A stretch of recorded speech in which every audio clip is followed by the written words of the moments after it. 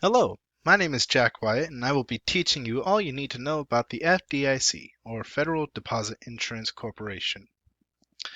To get a little bit of history about the FDIC, before 1933 there was no such organization. However, in 1929, the stock market crashed and banks began to fail at a rate that had never been seen before. This continued at a rate of almost 2,500 banks per year for 4 years until almost 10,000 banks had merged or failed by 1933. Bank customers lost $1.3 billion in 1933 value, or around $18 billion in today's money. Entire life savings vanished overnight. People who were close to retirement all of a sudden had nothing.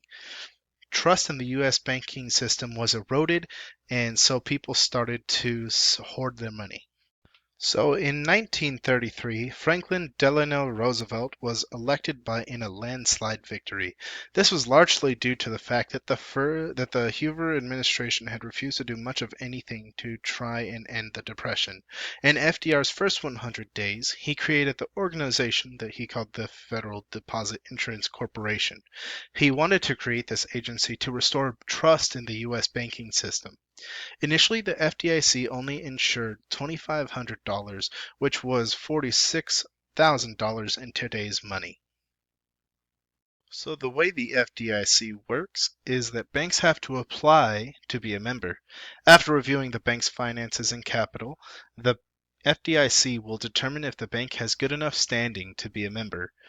The bank then has to pay a premium to the FDIC, and in the case that a bank is closed, the FDIC takes over. They will promptly get each depositor their insured funds, up to $250,000.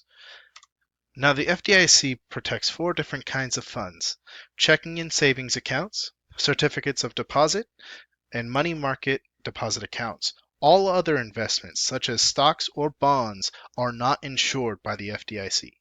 Now, as I said before, the FDIC will pay up to $250,000 in guaranteed funds.